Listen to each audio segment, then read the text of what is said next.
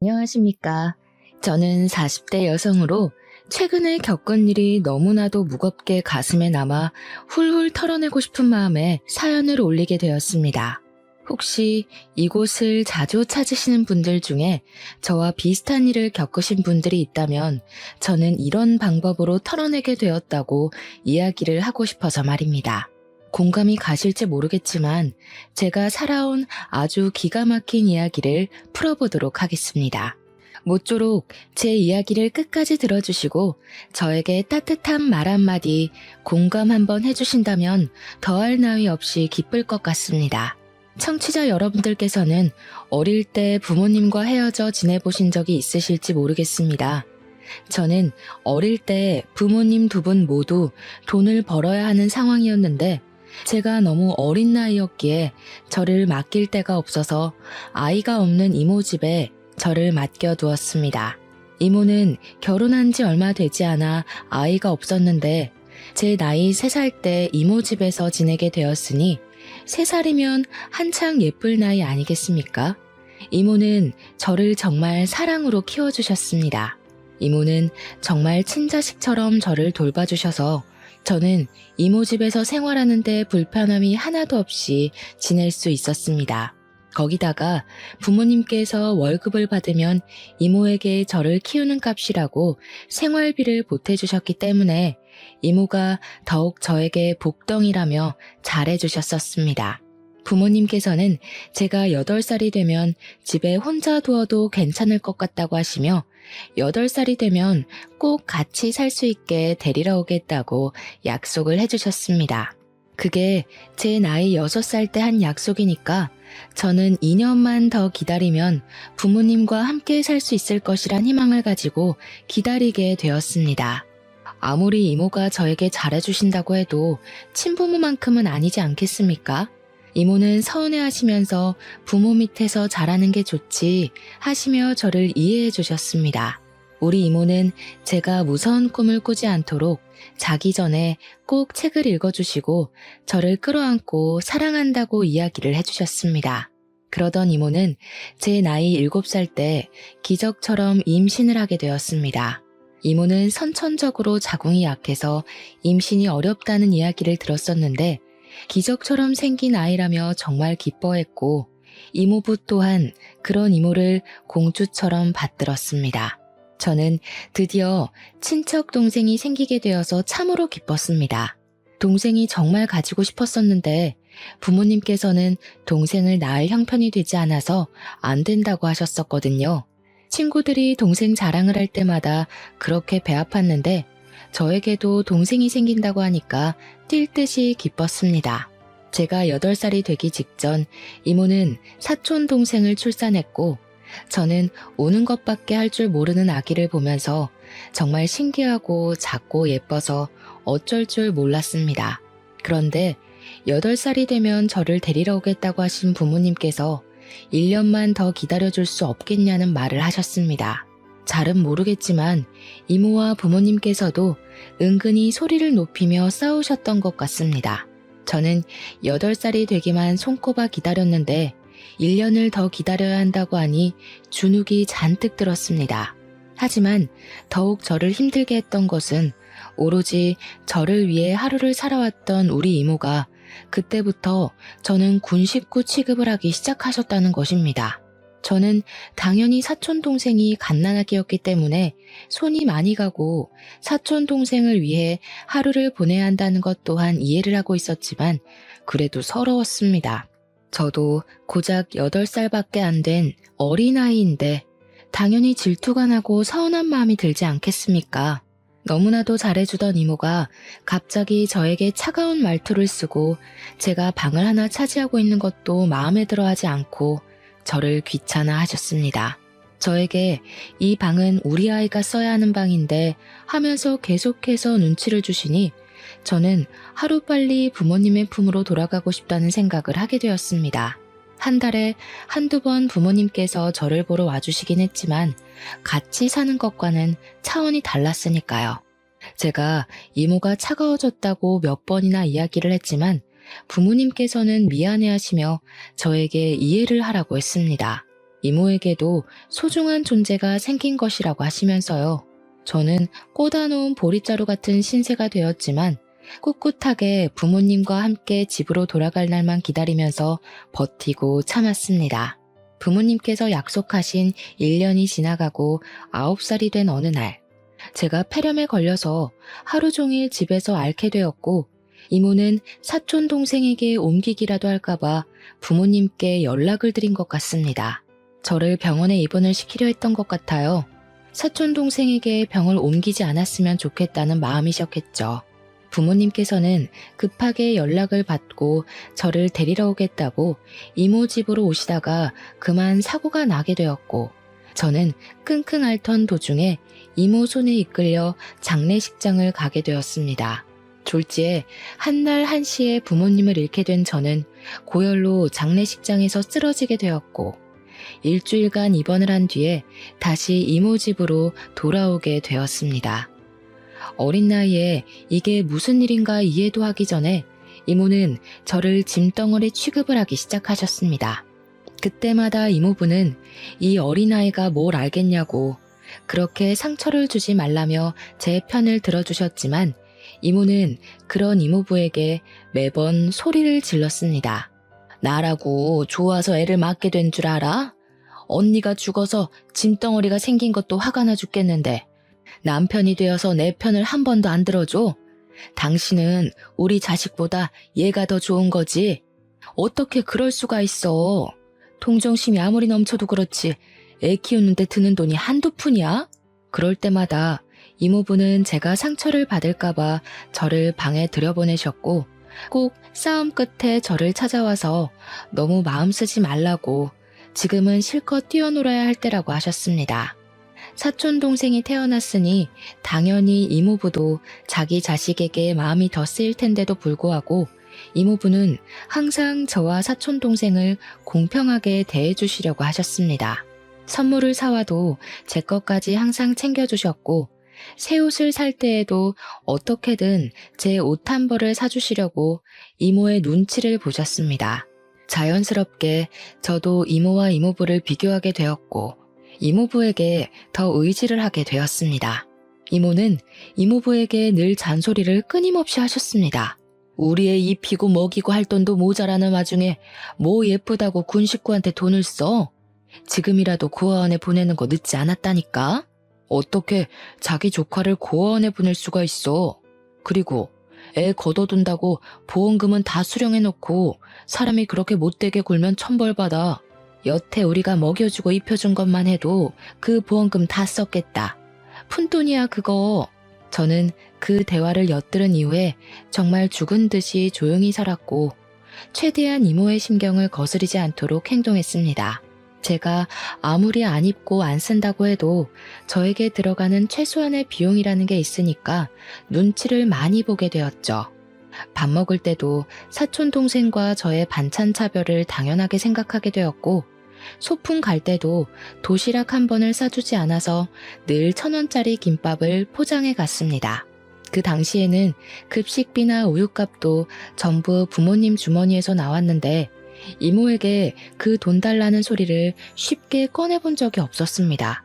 제가 하도 급식비를 밀리다 보니 담임 선생님께서 한 번은 이모에게 직접 전화를 걸었고, 이모는 그게 또 자존심 상한다며 저를 혼내시곤 했습니다. 그렇게 군 식구로 살게 된 지도 꽤 흐르고 제가 16살이 되었을 때 우연히 저는 길거리 캐스팅이라는 것을 받게 되었습니다. 저는 연예인이 될 수 있는 건가 잠시 부푼 꿈을 가지게 되었는데, 명함을 받은 주소로 찾아가니 저에게 장황한 설명을 늘어놓으면서 트레이닝비를 내라고 하더라고요. 그러니까 연예인이 되려면 기본적으로 춤, 노래, 연기를 할 줄 알아야 하는데 아무것도 할 줄 모르니 배워야 한다면서 돈을 내놓으라고 하는 겁니다. 그 비용이 엄청나게 비싸서 저는 하고 싶은 마음이 간절했지만 돈이 없어서 할 수 없을 것 같다고 정중하게 거절을 하고 나왔습니다. 제가 며칠을 우울해하면서 의기소침해하고 있자 이모부께서 무슨 일이 있는 거냐고 물어보셨고, 저는 솔직하게 제가 받은 제안에 대해 이야기를 했습니다. 제 이야기를 들으시고는 이모는 그런 거 다 사기라고 하시면서 주제 파악을 하라고 누가 너한테 연애를 하라고 하겠냐고 하시더라고요. 하지만 이모부는 하고 싶으면 트레이닝비를 주겠다고 저에게 진짜 하고 싶은 게 맞냐고 물어보셨습니다. 이모는 우리 애가 지금 초등학생이 된 마당에 그렇게 큰 돈을 쓰면 어떻게 하냐고 난리가 나셨죠. 저도 염치가 없어서 이모부에게 그렇게까지 하고 싶은 일은 아니라고 했는데 기획사라는 곳에서 계속해서 저에게 연락을 해왔습니다. 이런 신선한 마스크는 찾기 힘들다. 돈이 부담되면 보호자를 직접 만나서 설명하겠다. 연예인이 딱 어울리는 직업이다 하시면서요. 트레이닝비를 깎아주겠다고 300만 원만 내라고. 원래 6개월 트레이닝 비용이 700만 원인데 파격 할인해주는 거라며 저에게 하자고 하더라고요. 저는 아르바이트를 해서 그 돈을 마련해야겠다 하고 생각했는데 이모부께서 미래를 위해 투자하는 거라며 300만 원을 주셨습니다. 너무나도 신이 나서 바로 그 회사에 돈을 주었고 트레이닝을 받게 되었는데 한 달 만에 사기를 당했다는 것을 알게 되었습니다. 그곳은 연예 기획사가 아닌 일종의 학원 같은 곳이었고 순진한 학생들을 꼬셔서 연예인을 시켜준다고 한 뒤 그냥 대충 연기 수업만 받게 하는 그런 곳이었던 거죠. 당연히 저는 이모에게 눈물 콧물 쏙 빠질 만큼 혼이 났고 이모부는 저를 토닥이면서 그런 게 전부 경험이 되는 거라고 위로를 해주셨습니다. 하지만 저는 그날 이후로 이모에게 대역죄인이 되었고 눈치를 보면서 사는 게 너무 힘들어서 집을 나가야겠다는 결심을 하게 되었습니다. 제가 17살이 되고 고등학교에 입학을 할 나이가 되자 저는 기숙사가 딸린 특성화 고등학교에 지원을 했고 합격을 하게 되었습니다. 말이 좋아 특성화 고등학교지 고등학교 졸업 후에 취직을 할 수 있는 상고 같은 곳이었습니다. 저는 집을 나오고 싶다는 마음이 너무나도 간절했고 대학을 갈 마음 또한 없었기에 졸업 후 바로 취업을 할 수 있는 그 학교가 제 동화줄처럼 느껴졌습니다. 이모부는 저에게 아직 나이가 어리기 때문에 기숙사에 들어가는 게 위험해 보인다고 반대를 하셨지만 이모의 눈치를 보는 것보단 훨씬 좋을 것 같다고 생각했습니다. 거기다가 이모가 드디어 저를 치울 수 있다고 생각을 한 건지 결정을 참 잘했다며 고등학교 등록금은 내주시겠다고 선심을 쓰셨거든요. 저는 결국 이모부의 반대에도 짐을 싸서 대전에 있는 기숙사 고등학교로 내려오게 되었습니다. 그리고 일부러 이모와 연락을 하지 않으려고 학교 생활에 엄청나게 집중하면서 지냈습니다. 이모부는 제가 걱정이 되었는지 간간히 연락이 오긴 했지만 기숙학교에는 저처럼 낙동강 오리알이 된 친구들이 많아서 그런지 친구들과 노는 재미에 이모부 연락을 자주 받지 않았습니다. 그렇게 3년이라는 시간을 대전에서 보내게 되면서 이모의 가족과는 서서히 연락이 끊기게 되었고 저는 학교에서 좋은 성적을 유지한 결과 졸업 후에 바로 취업을 할 수 있게 되었습니다. 대학을 가지 않고 바로 일을 시작한 덕분인지 시간이 흐르고 흘러서 제가 27살이 되었을 때 저는 꽤 경력이 있는 사무실 직원이 되어 있었습니다. 하지만 8년차 직장인이라고 치기에 제 월급이 터무니없이 적게만 느껴졌습니다. 그 당시에 제가 받았던 월급이 220만 원 정도밖에 되지 않았는데 경력에 비해 너무 적다는 생각이 들어 저는 고민 끝에 이직을 결심하게 되었습니다. 제가 격리 업무를 보고 있었는데 한 곳에서 8년이라는 직장 생활을 했다는 것이 꽤 이득으로 작용이 되어 새 직장을 잘 골라서 갈 수 있었습니다. 세무사 사무실로 이직을 하게 되면서 세무 보조를 하는 일을 도맡아 하게 되었습니다. 그래도 숫자와는 꽤 친하게 지냈었기에 한두 달 지나니 일에 완벽하게 적응이 되더라고요. 그러던 도중 직장에서 제가 서류 정리를 하고 필요한 자료들을 스크랩하는 과정에서 가위에 손을 크게 다치게 되었습니다. 날이 날카롭다고 조심을 해야 한다고 이야기를 들었음에도 불구하고 정신이 없다 보니까 그냥 막 다뤘던 거죠. 제 부주의로 일어난 큰 사고였습니다. 살면서 그렇게 크게 다쳐본 적이 없었기에 저는 너무나도 당황했고 빨리 응급실에 가라는 소리에 맨몸으로 뛰어서 사무실 근처에 있는 큰 병원으로 가게 되었습니다. 다행히 뛰어서 갈 수 있을 만큼 가까운 거리였고 낮 시간대라 그런지 응급실에 환자도 별로 없어서 저는 바로 찢어진 부분을 봉합하는 수술을 받을 수 있었습니다. 그런데 제가 너무 놀라서 정신이 없는 상태로 응급실을 달려갔다 보니까 지갑을 까먹고 들고 오지 않은 것이었습니다. 상처를 꿰매고 항생제 링거를 한 통 다 맞고 가라고 하셔서 서너 시간 정도는 응급실에서 보냈는데 시간을 보니 직원들이 다들 퇴근을 했을 시간이더라고요. 지갑을 가지고 와달라고 부탁을 할 사람도 없고 응급실에 사정을 이야기하고 내일 갚겠다고 해도 되나 고민을 하고 있었습니다. 그런데 우리 회사 세무사님 중 한 분이 미진 씨 하면서 제 이름을 부르면서 병원비를 대신 결제해 주시는 게 아니겠습니까? 여긴 어떻게 오셨어요? 계산은 제가 해도 되는데 제가 지갑을 사무실에 두고 와서 제가 내일 꼭 갚을게요. 아닙니다, 미진 씨. 제가 병원비 결제해드리려고 기다리고 있었어요. 이 정도는 제가 하게 해주세요. 저는 상당히 그런 친절이 부담스럽게 느껴졌습니다. 왜냐하면 그분은 저보다 9살이나 많으신 분이었고 평소에도 힐끔힐끔 저를 훔쳐보고 있었던 사람이었거든요. 제가 의도적으로 대화를 피하고 지내던 사람이었는데 불쑥 응급실에 나타나서 병원비를 결제하실 거라고는 생각도 못하고 있었습니다. 입씨름을 하고 싶진 않았지만 여지를 주면 안 되겠다는 생각에 과장님께 제가 꼭 갚겠다고 내일 바로 보내드릴 테니 계좌번호를 달라고 했습니다. 그러니 땀을 막 닦으시면서 그러지 말고 자기한테 밥 한 끼 사는 게 어떠냐고 하시는 겁니다. 데이트를 신청하는 것 같은 기분이라 팔뚝에 살짝 소름이 돋더라고요.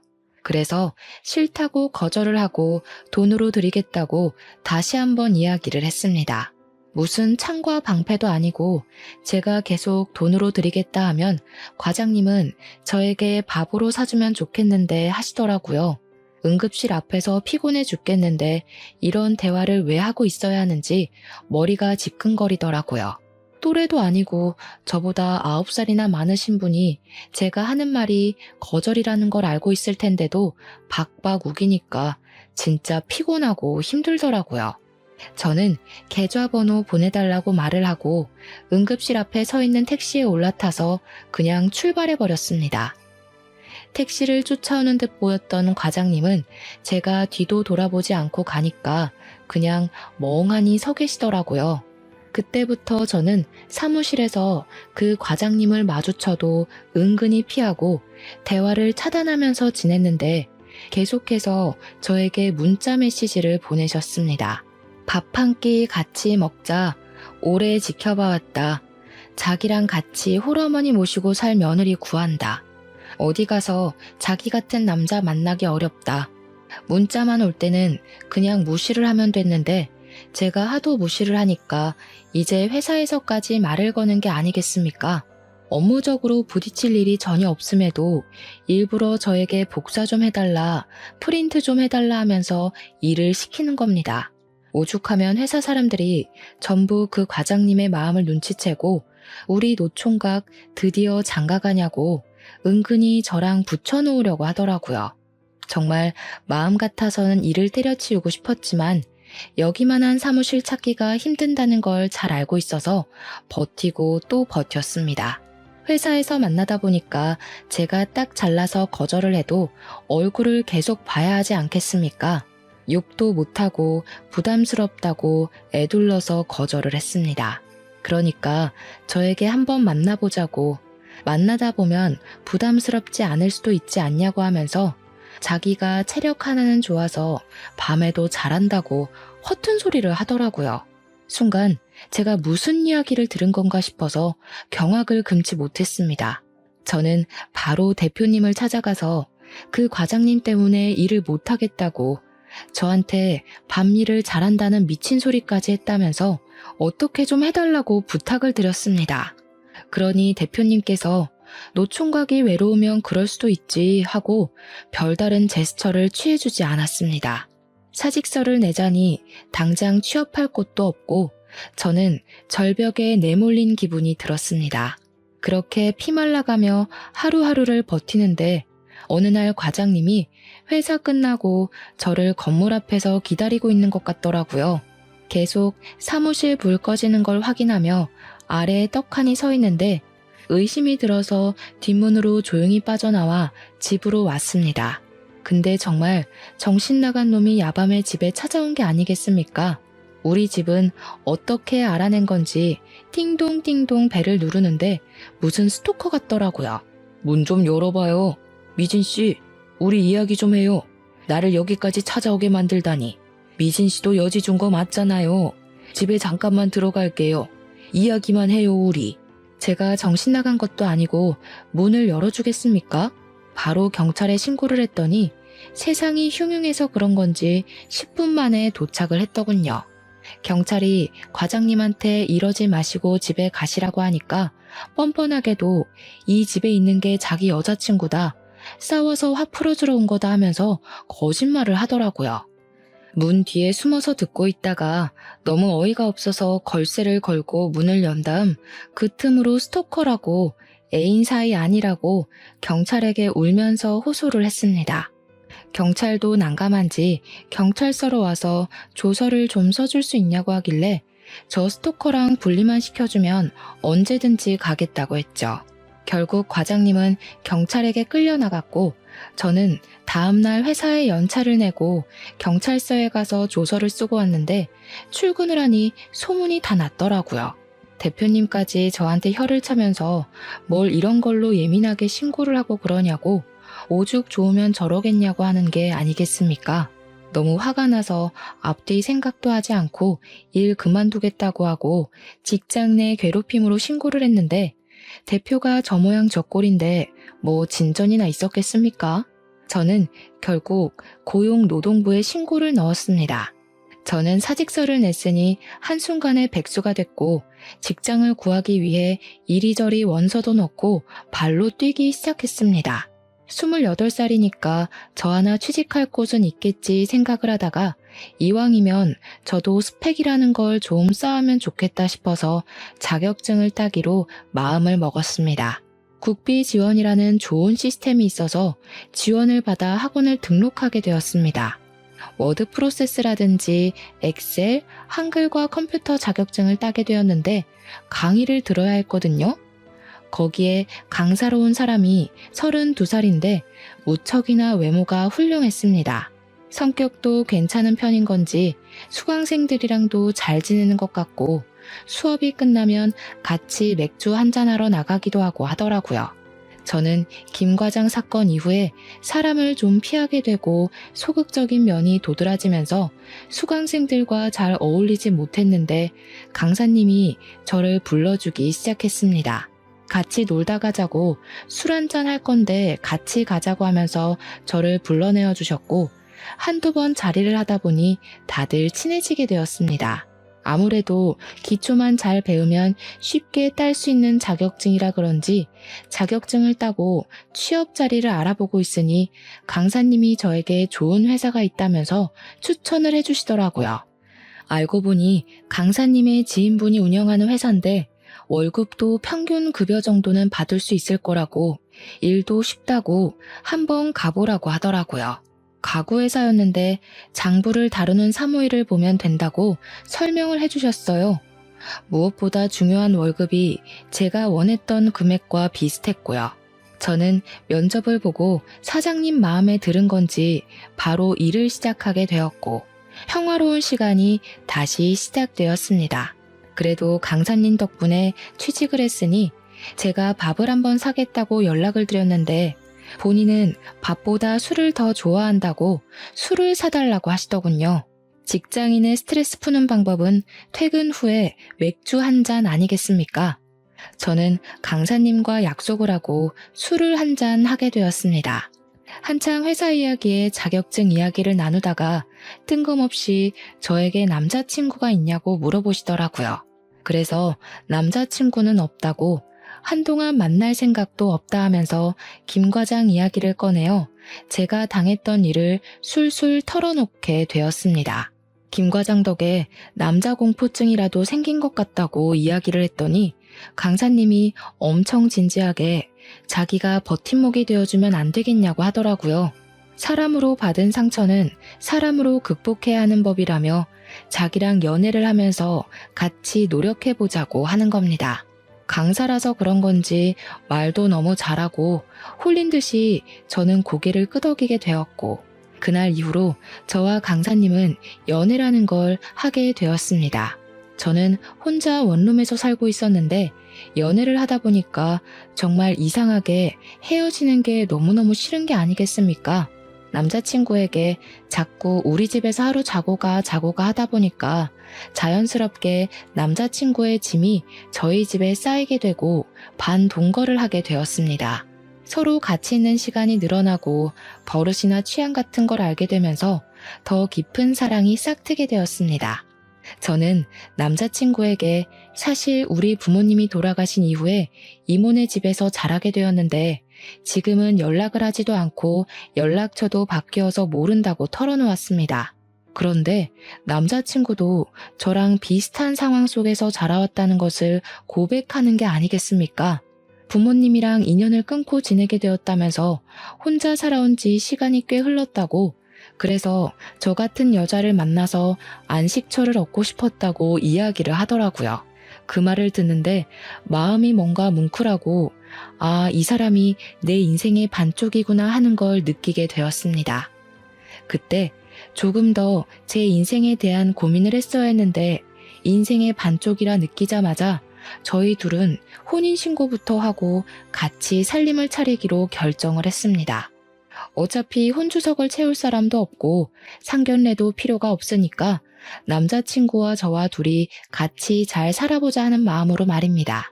가락지 하나씩 나눠 끼고 결혼식도 없이 원룸에서 생활을 하게 되었는데 처음에는 헤어지지 않아도 되는 것이 참 좋았습니다. 그런데 금방 현실의 벽에 부딪히게 되었습니다. 원룸에서 둘이 살다 보니 서로의 사생활이 전혀 지켜지지 않았던 것입니다. 가끔은 혼자 있을 시간도 필요한데 말이죠. 그래서 제가 남편에게 물어보았습니다. 당신이 혼자 살던 집은 어떻게 했어? 나 만나기 전에 살던 집 말이야. 그 집 정리한 돈이랑 이 원룸 보증금 합쳐서 투룸으로 이사를 갈까? 나 원래 집 없어서 고시원에서 살고 있었는데 원룸도 넓고 나쁘지 않은데 왜? 당신 강사일 오래 하지 않았어? 왜 집도 없이 고시원에서 살았어? 젊었을 때 돈 모으는 것만큼 바보 같은 짓도 없다던데. 당연히 놀고 즐기느라 돈 못 모았지. 알고 보니 그동안 사람들 만나서 돈을 펑펑 쓰느라 모아둔 돈이 하나도 없었던 것이었습니다.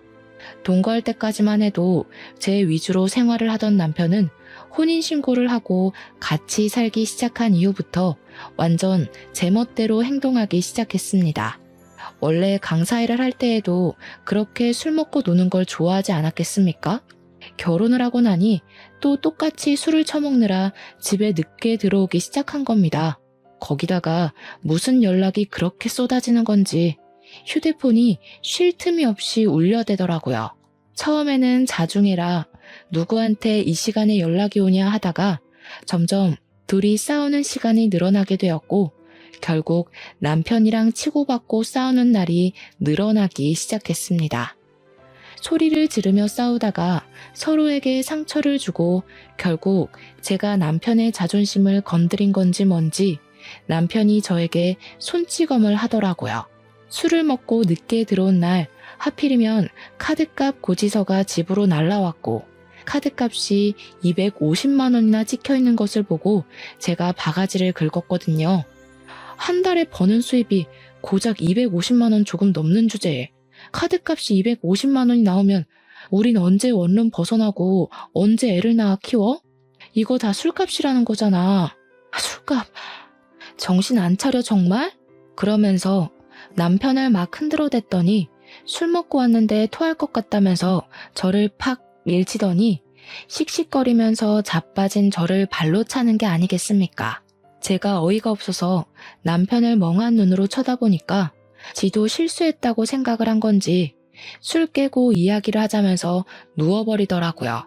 제가 주저앉아서 한참을 가만히 있다가 문득 제 처지가 너무 서글퍼서 눈물이 줄줄 나오더라고요.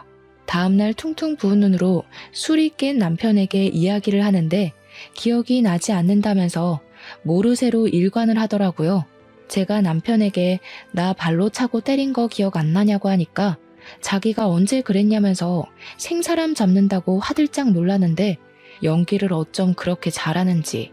그래도 저는 남편을 한번 믿어주기로 결심을 했는데 원래 처음이 어렵지 두 번째는 쉽지 않겠습니까? 그 뒤로 술을 마시고 들어와서 수가 틀리면 저를 발로 차더라고요. 나중에는 뺨까지 치는데 이건 아니다 싶었습니다. 이혼을 해야 하나 진지하게 고민을 하던 와중에 가지가지하는 남편이 바람을 피운다는 사실까지 알게 됐습니다. 울리는 휴대폰이 짜증나서 끄려고 눌렀는데 오늘 좋았어, 내일 또 보자 하는 문자를 보게 된 것입니다. 문자 메시지를 뒤져보니 그 여자랑 호텔에 들락날락한 예약 내역까지 다 보게 되었습니다. 며칠을 고민하고 증거를 어떻게 모아야 하나 하는 와중에 모르는 번호로 연락을 받게 되었고 자기가 제 남편의 여자친구라고 말을 하더라고요. 만나서 이야기를 하자고 해서 카페에 나갔는데 저를 보자마자 저에게 커피를 확 뿌리는 게 아니겠습니까? 나쁜 년, 네가 내 남자친구랑 바람난 년이지? 바람은 네가 난 거지. 난 그 인간이랑 결혼까지 했거든? 그러니까 저에게 가족관계 증명서를 떼서 보여달라고 하는 게 아니겠습니까?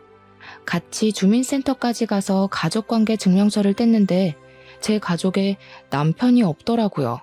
순간 눈을 비비고 이거 잘못된 것 같다고 하는데 내 연녀가 저에게 허언증이라더니 진짜네? 하는 게 아니겠습니까? 자기 남자친구에게 그만 들러붙고 꺼지라고 스토커로 신고하겠다고 하는데 저는 아무것도 믿을 수가 없어서 어지러웠습니다. 그날 혼란스러움을 가득 안고 집에서 남편을 기다렸다가 퇴근하고 온 남편에게 이야기를 하자고 하니 술을 또 먹고 들어왔더군요. 저에게 손을 올리면서 뭐? 하고 소리를 치는데 가족관계 증명서를 내밀었습니다. 남편이 쓱 보더니 갑자기 욕설을 내뱉더라고요. 왜 내 가족관계 증명서에 남편이 없어? 오늘 당신 여자친구라는 사람이 나를 찾아와서 스토커니 허언증이라니 떠들더라. 내가 당신이랑 헤어진 지 오래된 사이인데 정신병이 있어서 당신이랑 결혼했다고 착각하는 중이라고. 제정신 맞아? 내 집에 얹혀 살면서 내 돈으로 생활하는 주제에 뭐가 어쩌고 어째? 야, 말은 바로 해야지. 네가 나한테 용돈을 줬어, 카드를 줬어. 뭘 네 돈으로 생활을 해?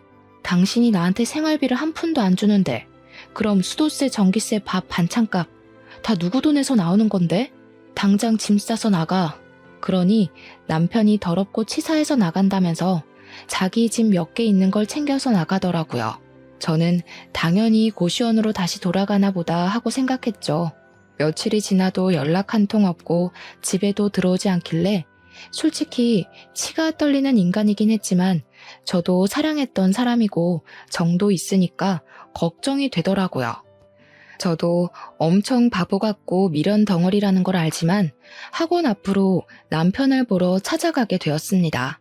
수업 시간이 끝나고 학원 건물에서 나온 남편을 부르려고 하는데 옆에 그 여자친구라는 여자랑 팔짱을 끼고 나오더라고요. 그러면서 둘이 오늘 집에 가서 뭐 해 먹자 하는데 같이 살고 있는 듯 했습니다. 그러니까 그게 남편의 수법이었던 거죠. 혼자 사는 여자를 꼬셔서 사귀고 그 여자네 집에서 함께 기생하며 지내는 것 말입니다. 저는 모든 걸 깨닫고 완벽하게 망연자실하게 되었고 엎친 데 덮친 격으로 회사에서도 잘리게 되었습니다. 그 회사가 전 남편의 지인 회사였기 때문에 제 얼굴을 보면서 일을 하는 게 불편하다고 일방적으로 통보를 한 것입니다. 그렇게 며칠을 바보처럼 울면서 지내다가 저는 새롭게 결심을 하게 되었습니다. 이대로는 안 되겠으니 정년까지 보장이 되는 직업을 가져야겠다고 생각을 했고 저는 나이 32에 요양보호사 자격증을 취득하게 되었습니다. 2달이라는 시간 동안 교육을 성실하게 이수를 했고 국가고시 준비를 코피를 쏟으며 한 결과 4개월 만에 아주 빠르게 자격증을 따게 되었습니다. 정식으로 일을 하기 시작하면서 나라에서 지원을 받는 힘든 사람들을 위해 봉사하는 마음으로 일을 돕기 시작했습니다. 치매의 노인들이라거나 병상에 누워 움직이지 못하는 노인들을 위해서 일을 했는데 사실 여간 힘든 일이 아니었습니다. 집으로 돌아오면 하루 종일 너무나도 피곤하게 일을 했던지라 녹초가 되어 바로 잠이 들곤 했거든요. 하지만 나이가 어리다 보니까 다른 분들에 비해서 조금 더 많이, 조금 더 자주 일을 할 수 있었고 고된 만큼 보람도 느껴져서 잘 버틸 수 있었습니다. 그렇게 병원이고 요양원이고 밤이고 낮이고 가리지 않고 열심히 일을 한 덕분에 보조금도 많이 지원을 받고 생각했던 것보다 훨씬 더 넉넉하게 생활을 할 수 있게 되었습니다. 일부 보호자분들께서 고생한다고 일당을 더 챙겨주시기도 했고 복지 일이다 보니 정부에서 나오는 보조금도 꽤 많았고요. 전 남편이었던 사람의 생각이 전혀 나지 않아서 나름 버틸만하다 생각했는데 제가 이사를 가지 않은 탓에 간간히 전 남편과 부딪히는 불상사가 발생하더라고요. 저는 그 인간이 잘 먹고 잘 사는 꼴이 보고 싶지 않아서 큰 마음을 먹고 원룸 전세 기간이 끝나자마자 지방으로 내려가기로 결심을 했습니다. 틈틈이 면접을 본 결과 지방에 있는 치매 요양원에서 입주 요양사로 일을 하게 됐습니다. 치매 노인들이 각양각색이다 보니까 꽤 힘들긴 했죠. 때리는 할머니도 있었고 욕을 하는 할아버지도 있었거든요. 하지만 뒤돌면 까먹으시는 분들이니 저도 마음을 비우며 일을 했습니다. 그러다가 저처럼 열심히 봉사를 하는 남자분과 눈이 맞아서 연애도 하게 되었고요. 3년이라는 시간을 같이 일하면서 보다 보니 꽤 괜찮은 사람이라는 걸 알게 됐습니다. 가식도 없고 봉사를 하는데 진심이구나 하는 걸 알게 됐고 연애를 36에 시작해서 나이 40에 결혼을 하게 되었습니다. 시댁에서는 가족도 하나 없고 모양도 빠지는 저를 예상보다 훨씬 더 예쁘게 생각해 주셔서 우리 며느리 하며 잘 해주셨습니다. 그렇게 인생 제 2막이라 생각하고 행복하게 지내던 어느 날 우리 요양원에 새로 입소를 하신 분이 들어오셨습니다. 인적사항을 보는데 우리 이모랑 이름이 똑같아서 이모는 잘 지내시나 싶었는데 그 입소를 하신 분이 진짜로 저희 이모인 겁니다. 이모부가 보호자로 따라오셨더라고요.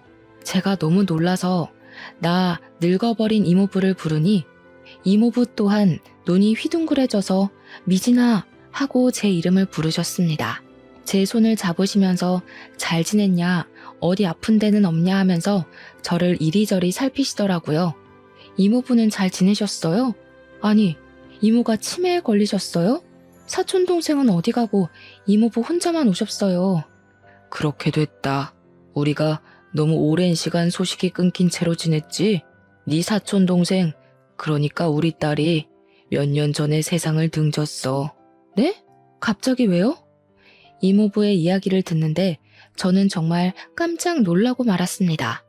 결혼을 일찍 한 사촌 동생은 2년 전에 남편의 나쁜 손버릇으로 이혼을 하게 되었는데 내내 전 남편이 스토킹을 하고 사촌 동생을 못 살게 굴었다고 하더군요. 피해 다니고 경찰에 신고도 했는데 본인 마음을 몰라주는 사촌 동생이 밉다면서 글쎄 사촌 동생을 피습했고 그 일로 목숨을 잃게 되었다는 겁니다. 그 현장을 이모가 직접 목격을 하게 되었고 그 충격으로 인해서 정신을 잃었는데 그 이후에 계속 깜빡깜빡하더니 이 나이에 치매를 앓게 되었다고 하셨습니다. 저는 너무 충격적이었죠. 이모에게 저 알아보시겠냐고 물어보니까 이모가 갑자기 눈을 동그랗게 뜨더니 엉엉 우시는 겁니다. 희진이, 우리 희진이. 저를 사촌동생으로 착각하셨는지 저를 끌어안고 엉엉 우시더라고요. 그 뒤로 제가 보이지 않으면 울면서 저를 찾았고 제가 옆에 있어야지만 이모가 밥을 먹고 활동도 하고 그러시더라고요. 병원 측에서도 저에게 전담으로 맡아주기를 원해서 제가 직접 옆에서 케어하며 간병을 했습니다. 건강도 잘 챙겨드리려고 노력을 하고 있었는데 치매라는 게 참 그렇잖아요. 이모는 사촌 동생이 죽었다는 그날이 계속 떠오르는 건지 괴로워하셨고 시름시름 앓기 시작하셨습니다. 치매니까 그 기억부터 잊었으면 참 좋았으련만 결국 이모는 당뇨의 합병증까지 찾아오게 되면서 요양원에서 지낸 지 2년 만에 돌아가셨습니다. 이모부는 매주 찾아오셨는데 장례식장에서 저에게 그러더라고요. 네 이모가 그렇게 너를 구박하고 못살게 굴었는데 결국에는 네 손에 효도를 받고 눈을 감는구나. 이모가 치매라서 과거 기억을 다 잊으셨으니 다행이죠 뭐. 이모부는 앞으로 어떻게 하실 거예요? 이모부는 저에게 본인의 여생은 어떻게든 잘 지낼 거라고 걱정하지 말라고 하시더라고요. 이모부의 동생분이 미국에서 자리를 잡고 계셨는데 사촌 동생이 사고를 당한 이후 미국에 가려고 재산을 처분하고 준비를 하던 와중에 이모가 치매가 온 거라고 하시더라고요. 미국에서 치료를 받는 것보다 한국에서 지내는 게 낫겠다 싶어서 이모를 위해 남은 것이라고 하셨습니다. 하지만 이제 이모도 사촌 동생 곁으로 갔으니 미련 없이 미국으로 가신다고 하시더라고요. 그러면서 저에게 결혼도 했다고 들었는데 혼주석도 못 채워줘서 미안하다고 하셨어요. 통장을 하나 내미시면서 친정에서 혼수해주는 돈이라고 생각하라고 하시는데 제가 그 돈 못 받겠다고 거절을 했습니다. 이거 큰 돈 아니야. 너 키우면서 우리가 처형내 보험금에 손을 댔다. 너 그렇게 기숙학교 들어가고 나서 얼마나 후회했는지 몰라. 그러니까 이거는 부모님 보험금 돌려받는다 생각하고 받아. 이모부는 받지 않으면 버리고 갈 것이라며 협박을 하셨고 저는 마지못해 그 통장을 받았습니다. 이모부는 제 남편에게도 저를 꼭 잘 보살펴달라며 신신당부를 하셨고 미국으로 떠나시기 전에 저희 시부모님과 식사도 하셨습니다. 서로 가족으로서 너무 늦게 인사를 드리게 되었다며 우리 조카 잘 부탁드린다고 인사를 하시는데 눈물이 울컥하더라고요. 이모부가 주신 통장에는 5천만 원이라는 돈이 찍혀 있었고 저는 그 돈을 의미 있게 사용하고 싶었습니다. 남편과 상의 끝에 여성 쉼터와 미혼모 센터에 기부를 했고 시댁에서는 저와 남편에게 박수를 보내주셨습니다. 저도 어떻게 보면 남자 때문에 참 힘들었는데 저처럼 상처받은 여성들을 위해 사용하고 싶었습니다. 덕분에 지금까지도 이모부와는 간간히 연락을 하면서 남편과 성실하게 잘 살고 있습니다.